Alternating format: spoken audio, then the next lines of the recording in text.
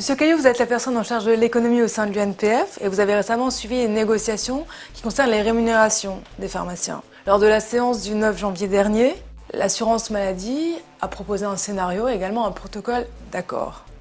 Oui, protocole d'accord donc qui a été entériné par certains de mes confrères, mais qui a été, si vous voulez, rejeté par l'ensemble du conseil d'administration à l'unanimité de l'UNPF. Si vous voulez, ce protocole d'accord ne présente pour l'ensemble de la pharmacie aucune garantie par rapport à ce que l'ensemble des confrères attendaient. Pouvez-vous nous expliquer pourquoi l'UNPF refuse la proposition de la CNAM? Alors, la proposition de la CNAM se décompose en plusieurs éléments. Le premier élément est d'une part, et ce qui était prévu, une déconnexion au départ des prix et des volumes.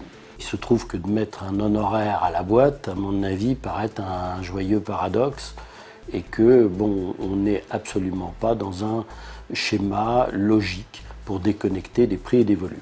D'autre part, évidemment, la mise en place d'un honoraire pour ordonnance complexe,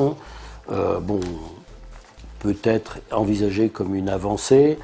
Ceci dit, il faudra qu'on m'explique ce qu'est une ordonnance complexe et si une ordonnance complexe est obligatoirement liée au nombre de produits sur l'ordonnance. Là, j'ai un petit doute, si vous voulez, sur les notions d'évaluation de l'assurance maladie sur ce sujet. Il y a d'autres points qui, évidemment, pour nous, sont des préalables.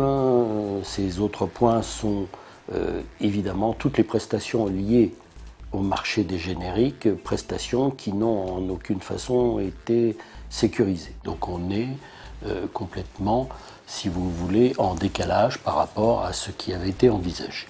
16% des pharmacies sont donc perdantes.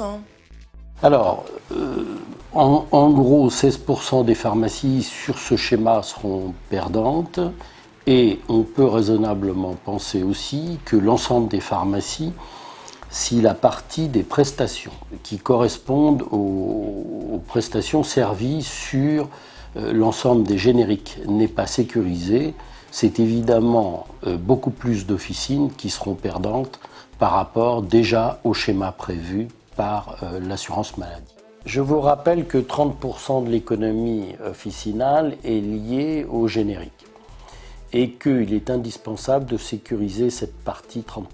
En ce qui concerne les prestations servies au niveau des génériques, cette année, pour la première fois, les laboratoires seront tenus de publier les sommes versées au niveau de l'officine.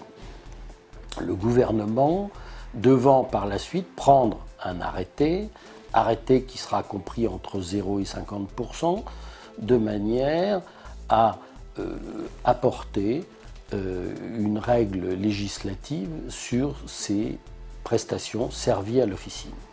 On peut penser que le gouvernement va prendre un taux relativement haut au niveau de la première année. Par contre, nous n'avons aucune assurance en ce qui concerne les années suivantes.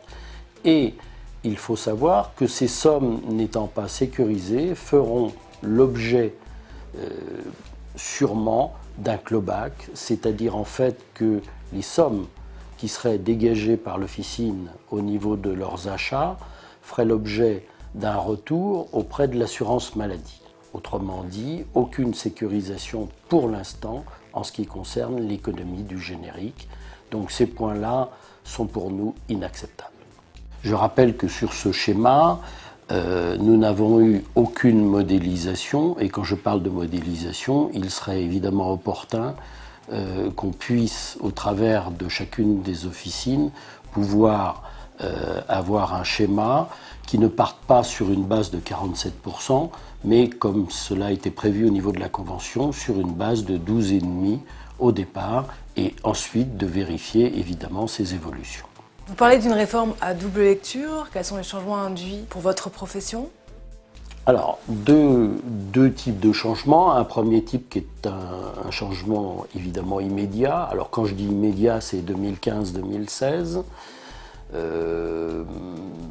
Donc pour l'instant, je rappelle que ce protocole est soumis à un certain nombre d'appréciations au niveau gouvernemental, ce qui veut dire que nous n'avons aucune assurance que les textes qui sont attendus soient évidemment pris, première chose. Dans un deuxième temps, l'officine ne correspond pas forcément à une structure qui peut s'adapter globalement à l'honoraire. Je rappelle que l'officine compte 124 000 personnes, représente un chiffre d'affaires de 35 milliards et que vis-à-vis de ces éléments, on ne peut considérer l'officine comme cela pourrait être fait pour un cabinet médical. Deuxième point, et peut-être le plus important, une évolution structurelle de notre profession au travers d'une évolution évidemment qui place et qui va placer l'assurance maladie comme l'élément prépondérant au niveau du contact avec les officinaux. Et cet élément prépondérant fait passer l'ensemble de l'économie de l'officine sous le joug de l'assurance maladie. C'est donc une évolution aussi bien au niveau économique que structurel. Et je pense qu'il y a là un énorme risque au niveau de l'officine.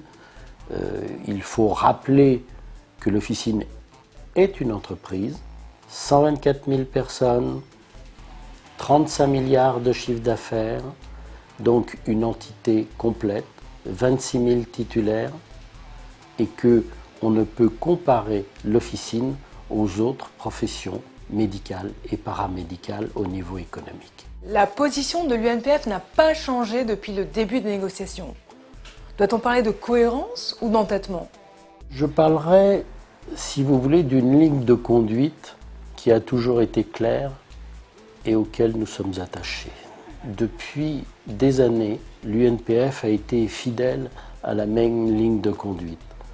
Je rappelle que dans cette période difficile au niveau économique, une ligne de conduite claire et précise est quelque chose que les pharmaciens peuvent apprécier et l'UNPF restera toujours fidèle à cette ligne claire qui est une ligne basée sur une vision entrepreneuriale de l'officine et également sur une défense de l'ensemble de nos confrères. Il n'est pas question pour nous, en clair, d'avaler notre chapeau.